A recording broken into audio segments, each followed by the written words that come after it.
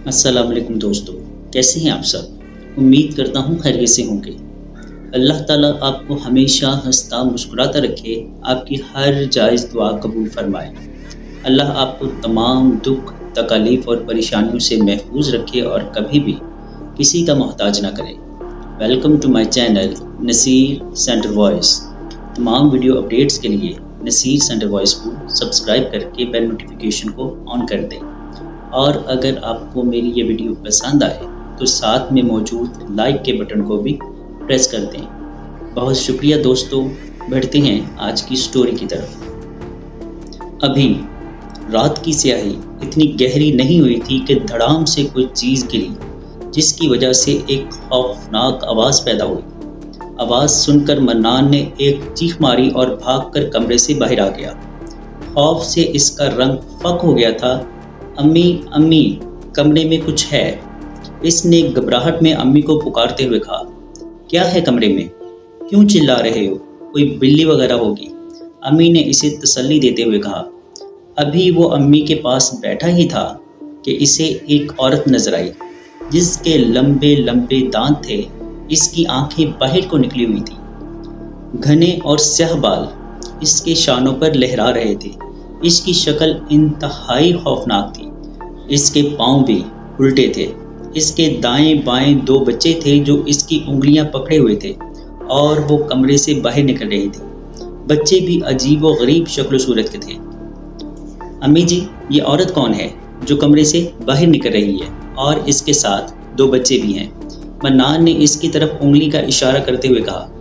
अम्मी ने सुनकर कहा, बेटा तुम्हारी तबीयत तो ठीक है? ये तुम कैसी बहकी बहकी बातें कर रहे हो? अम्मी ने इसके सर पर हाथ फेरा तो वो रोने लग गया। इसकी आंखें लाल सुर्ख हो गईं। इसे पल भर में बुखार हो गया। बुखार इतना शदीद था कि वो बुड़बुड़ाने लग गया। अचानक मन्नान की यह हालत देखकर इसकी अम्मी परेशान हो गईं। इतने में पड़ोसन आई। इसने आते ही कहा, जुबैदा, क्या तुम्हें मालूम है कि पूरे मोहल्ले में कोई गैबी मखलूक आ गई है? गैबी मखलूक? जुबैदा ने हैरत से पूछा। हाँ, गैबी मखलूक, जिन्नात और चुड़ैलें वगैरह, पड़ोसन बोली। वो कैसे? जुबैदा ने पूछा। मैंने सुना है ये साथ वाली पुरानी हवेली फरोख्त हो गई है जो मुद्दतों से बंद पड़ी थी। पड़ोसन की बात काट कर जुबैदा बोली, वो साय वाली हवेली? हाँ, वही साय वाली हवेली, पड़ोसन ने कहा। फिर इसने बताया, बहुत से लोगों का कहना है कि इस हवेली में जिन्नात और चुड़ैलें रहती थी। जिसने ये खरीदी है वो इसे गिरा रहा है। लगता है इसमें जो मखलूक बसती थी वो अब वहाँ से निकलकर पूरे मोहल्ले में फैल गई है। अभी वो बातें कर ही रही थी कि जुबैदा को एक औरत दो बच्चों के साथ कमरे में दाखिल होती हुई नजर आई। इसके पीछे पीछे एक मर्द भी था। इनकी शक्लें बड़ी खौफनाक थीं, जिन्हें देखकर जुबैदा डर गई। खौफ के मारे इसके मुंह से एक खौफनाक चीख निकली और फिर वो ज़मीन पर गिर गई। वो गिरते ही बेहोश हो गई। बेहोश होते हुए इसके मुंह से निकला, हाय चुड़ैल। पड़ोसन ने जुबैदा की ज़ुबान से चुड़ैल जैसी खौफनाक मखलूक का सुना तो वो दहशत खाकर भाग गई। वो घर पहुंची तो इसके कमरे का सामान भी बिखरा पड़ा था। वो खौफ के मारे कमरे में दाखिल नहीं हुई और भागकर सामने वाले घर चली गई। वहाँ भी वावेला मचा हुआ था। अब पूरे मोहल्ले के घर घर में यही हाल होने लगा था। वो किसी को नज़र आती और किसी को नहीं। जिन्हें वो नज़र आती वो शोर मचाते, जिन्हें ना आती वो इसे वहम समझते। यूं पूरा मोहल्ला चुड़ैलों की वजह से परेशान रहने लगा। जिब्रान शाम को दफ्तर से घर वापस आया तो वो जैसे ही घर में दाखिल हुआ, इसे सहन में अजीब व गरीब शक्ल सूरत की एक औरत खड़ी हुई नजर आई, जिसके साथ एक बच्चा भी था। वो घर का दरवाज़ा गुजर कर अंदर आ चुका था। वो इन्हें देखकर ठिठक रह गया। जुबैदा ने इसे आवाज़ दी, मुन्ने के अब्बा, क्यों रुक गए हो? आओ। तुम जुबैदा हो? वो लरजते हुए बोला। हाँ, मैं जुबैदा ही हूँ, तुम्हारी बीवी, और ये मेरे साथ मुन्ना है, तुम्हारा बेटा, जुबैदा ने इसे बताया।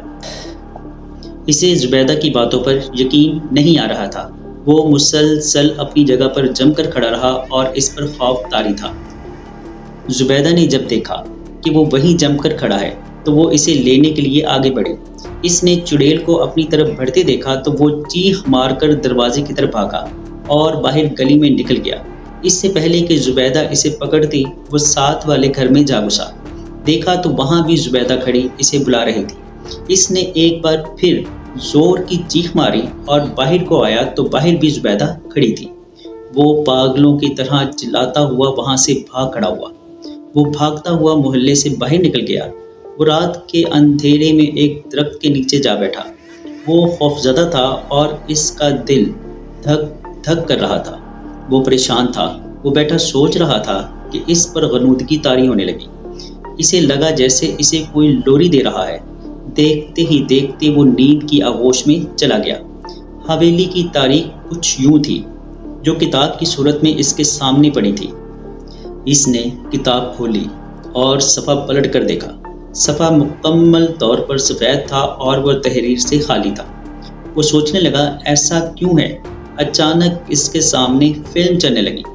اس نے دیکھا حویلی کا دروازہ کھلا۔ ایک بڑھیا زنجیروں میں جکڑی ہوئی تھی۔ 4 بندے اس کے پاس ہاتھوں میں ڈنڈے پکڑے کھڑے تھے۔ وہ وقفے وقفے سے اسے ڈنڈوں سے پیٹ رہے تھے۔ بڑھیا کی چیخ و پکار سن کر دھیان سنگھ کی شیطانی انا خوش ہو رہی تھی۔ اس حویلی کی بنیادوں میں یہاں کے مکینوں کا خون شامل تھا۔ دھیان سنگھ نے اس حویلی کو ہتھیانے کے لیے حویلی کا بچہ بچہ ذبح کر دیا تھا۔ کسی عامل نے دھیان سنگھ کو بتایا تھا کہ اس حویلی کو حاصل کرنے کے لیے اسے اس کی بنیادوں کو خون سے سیراب کرنا ہوگا۔ تب اس نے یہ قدم اٹھایا تھا۔ وہ کئی سالوں سے مسلسل عامل کے بھیجے ہوئے موکلات کے ذریعے حویلی کا ایک فرد پکڑتا اور اسے ذبح کروا دیتا۔ بڑھیا اس کے راستے کا آخری کانٹا تھی جسے وہ بڑی کوششوں کے باوجود ذبح نہ کر سکا تھا۔ حویلی اب مکمل طور پر اس کے قبضے میں تھی۔ اس کے چیلے چانٹے اس میں دندناتے پھر رہے تھے۔ اس نے گلے کا کانٹا نکالنے کے لیے عامل کو منہ مانگے نذرانے کی پیشکش کی۔ عامل نے کچھ دنوں کی مہلت مانگی۔ ایک روز آدھی رات کے وقت بڑھیا نے چیخ و پکار شروع کر دی۔ حویلی میں جہاں بڑھیا قید تھی اس کمرے میں اس وقت اس کے سوا دوسرا کوئی نہ تھا۔ عامل کے کہنے پر اس کو تنہا چھوڑ دیا گیا تھا۔ اس کے چیخنے کا سبب وہ کالا ناگ تھا جس کے منہ سے آگ کے شعلے نکل رہے تھے۔ آگ کے شعلے اگلتا ناگ مسلسل اس کی جانب بڑھ رہا تھا۔ وہ خوف کے مارے چیخ رہی تھی لیکن اس کی چیخیں سنی تو جا رہی تھی مگر اسے بچانے والا کوئی نہ تھا۔ کالا ناگ جب اس کے قریب آیا تو اس نے پھونک ماری اور آگ کا شعلہ نکلا جو سیدھا بڑھیا کی جانب بڑھا۔ بڑھیا کا نچلا دھڑ جل کر خاکستر ہو گیا۔ اس کی چیخوں نے ساری حویلی سر پر اٹھا لی۔ ناگ نے دوسرا شعلہ نکالا جس نے بڑھیا کا وجود جلا کر بھسم کر دیا۔ اب کوئی چیخ بلند نہیں ہوئی تھی۔ حویلی میں سناٹا چھا گیا تھا۔ اچانک حویلی کے دروازے تڑاق تڑاق کر کے کھلنے لگے۔ بہت سی بدروحیں کمرے میں داخل ہوئی۔ انہوں نے بڑھیا کی بدروح کو گھیر لیا۔ بڑھیا کی بدروح نے انہیں مختلف کمروں میں رہنے کا حکم دیا اور یوں وہ بدروحوں کی صورت میں ایک بار پھر حویلی پر قابض ہو گئے۔ یہ ایک ہندو خاندان تھا جو دھیان سنگھ کے ظلم اور بربریت کا شکار ہو کر بدروحوں کی صورت اختیار کر گیا تھا۔ عامل نے اپنا کام مکمل کر دیا تھا۔ اب دھیان سنگھ اپنے اہل و عیال سمیت حویلی میں منتقل ہو گیا۔ حویلی میں منتقل ہونے کے بعد دھیان سنگھ کی شان و شوکت بڑھ گئی تھی اور وہ علاقے میں سردار دھیان سنگھ کے نام سے مشہور ہو گیا تھا۔ سردار دھیان سنگھ نے حویلی میں بڑی رونق سے قدم رکھا تھا۔ آج وہ ایک فاتح کی حیثیت سے ایک طویل جنگ لڑنے کے بعد حویلی میں داخل ہوا تھا۔ اس نے حویلی میں ایک شاندار تقریب منعقد کرنے کا فیصلہ کیا۔ علاقے کے نامی گرامی لوگوں کو تقریب میں مدعو کیا گیا۔ حویلی میں تقریب کی رونقیں اپنے عروج پر تھیں۔ گانا بجانا، شراب و کباب، رقص و سرور نے سب پر مستی طاری کی ہوئی تھی۔ سردار دھیان سنگھ اپنے دوستوں کے ہمراہ جام سے جام ٹکرا رہا تھا۔ اس کے کہے جو حویلی کی دیواروں سے ٹکرا کر ایک عجیب منظر پیش کر رہے تھے۔ دھڑام سے کوئی چیز میز پر گری۔ شراب کی مستی میں مست سردار دھیان سنگھ نے دیکھا تو وہ آنکھیں پھاڑے دیکھتا ہی رہ گیا۔ اس کی چیخ اس کے گلے میں ہی اٹک کر رہ گئی۔ یہ اس کا پوتا تھا۔ جو حویلی کی دوسری منزل سے گرا تھا۔ تقریب اختتام پذیر ہوئی تو سردار دھیان سنگھ نے عامل کو بلایا۔ عامل نے بتایا کہ چھوٹو سنگھ بڑھیا کے پوتے کی بدروح کے ساتھ حویلی کی دوسری منزل پر کھیل رہا تھا کہ دونوں کے درمیان تو ترار ہو گئی، جس کی وجہ سے بڑھیا کے پوتے نے چھوٹو سنگھ کو دھکا دے کر نیچے گرا دیا۔ اگلے دن شمشان گھاٹ پر چھوٹو سنگھ کی چتا کو کئی من لکڑی کی آگ سلگا کر جلا دیا گیا۔ چھوٹو سنگھ کی چتا راکھ بن کر گنگا سپرد ہو گئی، لیکن جو آگ سردار دھیان سنگھ کے دل میں سلگی تھی، اس کی تپش مسلسل بڑھتی جا رہی تھی۔ سردار دھیان سنگھ نے عامل کو بلایا اور اس سے حویلی کی صورتحال جاننے لگا۔ عامل نے جو صورتحال بتائی وہ رونگٹے کھڑے کر دینے والی تھی۔ اس نے عامل سے کہا، وہ یہاں چلہ کاٹ کر بدروحوں کو حویلی سے بھگا دے، اسے منہ مانگی رقم دی جائے گی۔ عامل نے حویلی کے ایک کونے میں چلہ گاہ بنائی اور کچھ منتر پڑھنے لگا۔ اگلے دن صبح سردار دھیان سنگھ کا ملازم اسے ناشتہ دینے گیا تو اس کی چیخ نکل گئی۔ عامل کی سر بریدہ لاش اس کے سامنے پڑی تھی۔ وہ الٹے پاؤں واپس بھاگا۔ اس نے سردار دھیان سنگھ کو بتایا تو اس کا رنگ فاق ہو گیا۔ وہ اٹھنا چاہ رہا تھا مگر خوف اور وجود پر کپ کپی طاری ہونے کی وجہ سے وہ اٹھ نہ سکا۔ کچھ دیر بعد اس کی حالت سنبھلی تو وہ اٹھا اور عامل کے کمرے کی طرف چل پڑا۔ عامل کی سر بریدہ لاش دیکھ کر وہ بھی سکتے میں چلا گیا۔ باہر باغیچے میں مالی کام کر رہا تھا، وہ بھی چیختا چلاتا آیا اور بتایا باغیچے میں ایک سر دھڑ کے بغیر پڑا ہوا ہے۔ سردار دھیان سنگھ نے عامل کا سر اور دھڑ اکٹھا کیا۔ اب اسے یہ بتانے والا کوئی نہ تھا کہ عامل کے ساتھ کیا بیتی۔ اب دن سکون سے گزر رہے تھے۔ حویلی میں خوف و ہراس کی فضا معمول پر آ چکی تھی۔ سبھی کے ذہنوں سے گزشتہ واقعات معدوم ہو چکے تھے۔ انہیں یوں لگ رہا تھا جیسے یہاں کبھی کچھ ہوا ہی نہ تھا۔ سردار دھیان سنگھ حویلی میں چھائی ہوئی خاموشی سے بیزار دکھائی دے رہا تھا۔ اس نے اپنے بڑے بیٹے سردار خیال سنگھ سے کہا، حویلی میں چھائی ہوئی خاموشی کی وجہ سے میں بہت اداس ہوں۔ اس نے کہا، باپو پرسوں آپ کے پوتے کی سالگرہ ہے۔ کل سے حویلی میں رونق ہی رونق ہو جائے گی۔ مہمانوں کو دعوت نامے بھیج دیے گئے ہیں، انتظامات تقریباً مکمل ہو چکے ہیں۔ مجھے امید ہے کہ یہ تقریب آپ کی اداسیوں کو اچاٹ کھائے گی۔ میرا باپو خوش ہو جائے گا۔ سردار دھیان سنگھ نے پوتے کی سالگرہ کا سنا تو اس کا چہرہ خوشی سے کھل اٹھا۔ سالگرہ سے ایک دن پہلے سردار خیال سنگھ کی بیوی سورن متی کھانا بنا رہی تھی کہ اس کی ساڑی کو آگ لگ گئی۔ دیکھتے ہی دیکھتے آگ نے سورن متی کو لپیٹ میں لے لیا۔ سورن متی بری طرح جھلس گئی۔ اسے ہسپتال داخل کروا دیا گیا۔ اگلے دن سالگرہ منائی تو گئی مگر بڑے مایوس اور افسردہ انداز میں۔ سالگرہ کی تقریب جاری تھی۔ جب کیک کاٹنے لگے تو موم بتیاں نیچے گر گئی۔ خواتین کی ساڑیاں موم بتیوں کی لپیٹ میں آ گئیں اور یوں بھگدڑ مچ گئی۔ موم بتیوں کی آگ سے کئی خواتین جھلس گئیں۔ سردار دھیان سنگھ کا پوتا جس چھری سے کیک کاٹنے لگا تھا وہ اس کے ہاتھ میں تھی۔ بھگدڑ مچنے سے وہ نیچے گرا اور چھری اس کے پیٹ میں پیوست ہو گئی۔ جب سب لوگ کمرے سے باہر نکل گئے تب پتہ چلا کہ جس کی سالگرہ تھی وہ تو کیک کی جگہ خود ہی کٹ گیا۔ سردار دھیان سنگھ یکے بعد دیگرے غم اور پریشانیاں اٹھانے کے بعد آدھا پاگل ہو چکا تھا۔ اب تو کوئی عامل بھی ڈر کے مارے اس کا ساتھ دینے کو تیار نہ تھا۔ بالآخر ایک ایک کر کے سردار دھیان سنگھ کا پورا خاندان موت کے منہ میں چلا گیا۔ اب پوری حویلی میں اکیلا دھیان سنگھ بچا تھا۔ آج اسے وہ بڑھیا یاد آئی جسے اس نے کئی ماہ پہلے ظلم اور بربریت کا نشانہ بنانے کے بعد موت کی نیند سلایا تھا۔ حویلی کا سناٹا سردار دھیان سنگھ کے لیے کسی آسیب سے کم نہیں تھا۔ وہ کمرے میں زندہ لاش بن کر بیٹھا کچھ سوچ رہا تھا۔ اس نے جس حویلی کو پانے کے لیے اس کے مکینوں کے خون کی ہولی کھیلی تھی، آج وہ خاندان بدروحوں کی شکل میں اس کے سامنے کھڑا تھا۔ وہ بڑھیا جسے اس نے اذیت ناک موت دے کر مارا تھا وہ اس کے سامنے آئی اور کہا، دھیان سنگھ بتا آج تیرے ساتھ کیا سلوک کروں؟ تو نے میرے پوتے پوتیاں، نواسے نواسیاں، میری بہویں بیٹیاں، میرے جوان بیٹے میری آنکھوں کے سامنے ذبح کیے اور مجھے آنسو تک بہانے کی اجازت نہیں دی۔ مجھے بھوکا پیاسا رکھ کر مجھ پر بے پناہ تشدد کروایا۔ تو نے مجھے ترسا ترسا کر موت دی۔ میں نے مرنے کے بعد اپنا سارا خاندان بدروحوں کی صورت میں اس حویلی میں بلا لیا تھا، محض تجھ سے بدلہ لینے کے لیے۔ آج میری طرح تو بھی تنہا رہ گیا ہے۔ تو نے مجھے جادو کے ذریعے ایک ناک سے جلوایا تھا، میں جل کر کوئلہ ہوئی تھی۔ میں تجھے اتنی آسان موت نہیں ماروں گی، میں تجھے اتنی آسان موت نہیں ماروں گی۔ میری بے چین روح کو تب چین آئے گا جب تیری چیخیں اس کے کانوں سے ٹکرائیں گی۔ سردار دھیان سنگھ نے دیکھا، اس کے سامنے ایک جلاد ہاتھ میں تلوار سونتے کھڑا تھا۔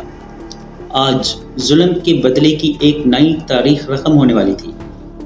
بڑھیا نے اپنے بیٹے کیتو رام کی بدروح سے کہا، تم نے دھیان سنگھ کو اتنی آسان موت نہیں دینی، بلکہ اس کا ایک ایک انگ کاٹ کر جسم سے الگ کرنا ہے۔